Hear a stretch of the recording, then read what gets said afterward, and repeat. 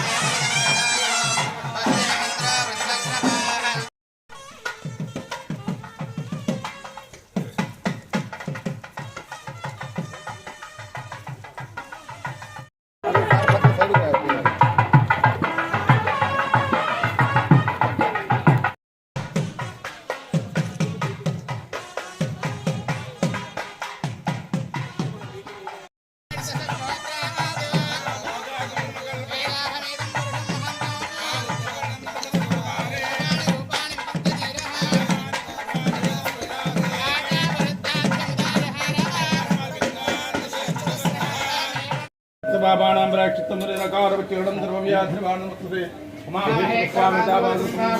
वन्दे राजावृणाद्रवं देवा बृहस्पते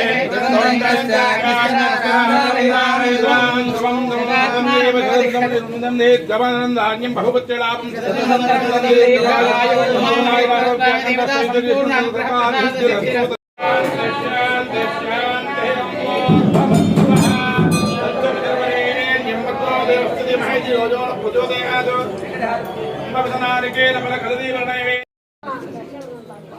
ఎప్పుడు వచ్చినారు ఇక్కడికి? ఎక్కడెక్కడికి వచ్చారు? ఇప్పుడు శ్రీశైలం పోతున్నారు రాత్రికి. అక్క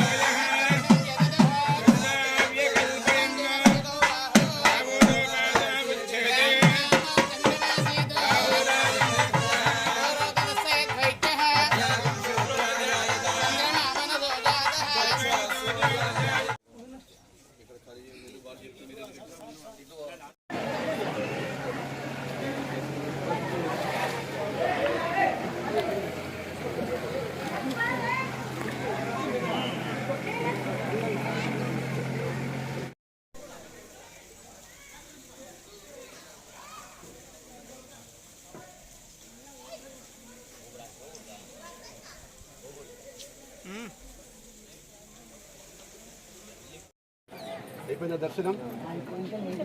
మళ్ళీ ఇక్కడి నుంచి ఎక్కడికి వెళ్తారు? శ్రీశైలం తర్వాత మా ఊరికి వెళ్ళిపోతాం. ఎవరు? బళ్ళారికి. శ్రీశైలం పోరా? అక్కడికి పోయేసి ఇక్కడ వచ్చేస్తుంది.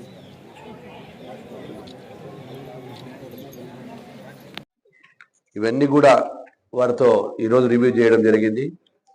ఏదైనా ఇతర రాష్ట్రాల నుంచి అటు మహారాష్ట్ర, ఇటు కర్ణాటక, తెలంగాణ చుట్టుపక్కల ప్రాంతం నుంచి కూడా వేలాదిగా భక్తులు వస్తున్నటువంటి సమయంలో అక్కడ నుంచి వచ్చే భక్తులకు, అతిథులకు అందరికీ కూడా అన్ని సదుపాయాలు కల్పించాలి, ఏ లోపాలు రావద్దనే ఉద్దేశంతో ఈరోజు అధికారులందరూ కూడా సమీక్ష చేసుకొని జరపడం జరిగింది. ఆ సదుపాయాల్లో భాగంగా భక్తులకు అందరికీ కూడా అనేక ఈ యొక్క ఇబ్బందులు లేకుండా కలగజేస్తాము. వచ్చినటువంటి భక్తులు అదేవిధంగా స్థానికంగా ఉండేటువంటి ఎవరైతే ఉన్నారో ఈ చుట్టుపక్కల ప్రజలందరికీ ఒక మనవి. ఎందుకంటే మీరందరూ కూడా దిన్నము మనము శివరాత్రి పండుగకు వస్తూ ఉంటాం, పోతూ ఉంటాము.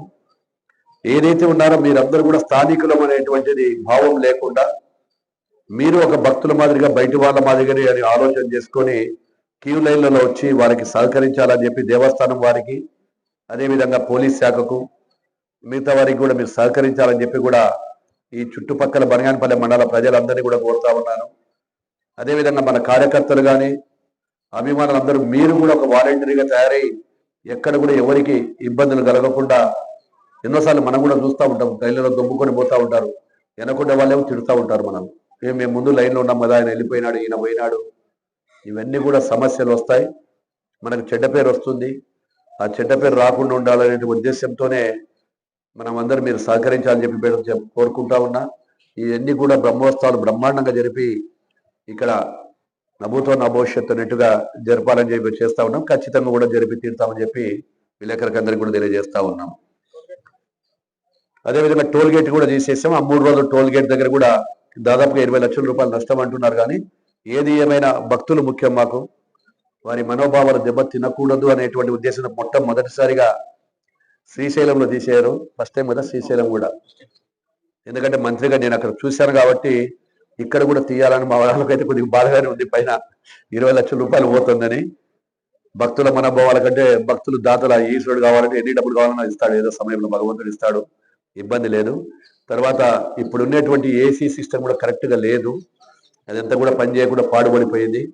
దానికి సంబంధించిన ఏసీకి సంబంధించినటువంటిది దాదాపు 15-20 లక్షలు ఏదో చెప్పినారు ఇందాక. ఆ 15 లక్షల రూపాయలు కూడా నా సొంత ఖర్చులతో ఆ యొక్క ఏసీని కూడా బ్లోయర్ సిస్టమ్ అదంతా లేకుండా కొత్త టెక్నాలజీ వచ్చింది. ఆ టెక్నాలజీతో దాన్ని కూడా ఈ 2-3 రోజుల్లో ఫిట్ చేయాలని చెప్పి కూడా ఆదేశిస్తా ఉన్నాను. అది కూడా ఇప్పుడు వారికి ఆదేశాలు ఇవ్వడం జరిగింది హైదరాబాద్లో ఇంజనీరింగ్ వారికి. అది కూడా మన కేసులోని ఏసీ విభాగాన్ని కూడా చేయడం జరుగుతూ ఉంది. కాబట్టి దయచేసి అందరూ సహకరించాలని కోరుకుంటూ, ఇక్కడ వచ్చినటువంటి ప్రతి ఒక్కరికి కూడా అధికారులకు, గ్రామాల నుంచి వచ్చినటువంటి నాయకులకు, భక్తులకు అందరికీ కూడా హృదయపూర్వక ధన్యవాదాలు తెలియజేసుకుంటా ఉన్నాను. తర్వాత ఈ లడ్లు మనం అమ్ముతున్నామా, ఫ్రీ ఇస్తారా? ఎంత అమ్ముతారు? 15 రూపాయలు. ఎంత వస్తుంది లడ్ల కలెక్షన్?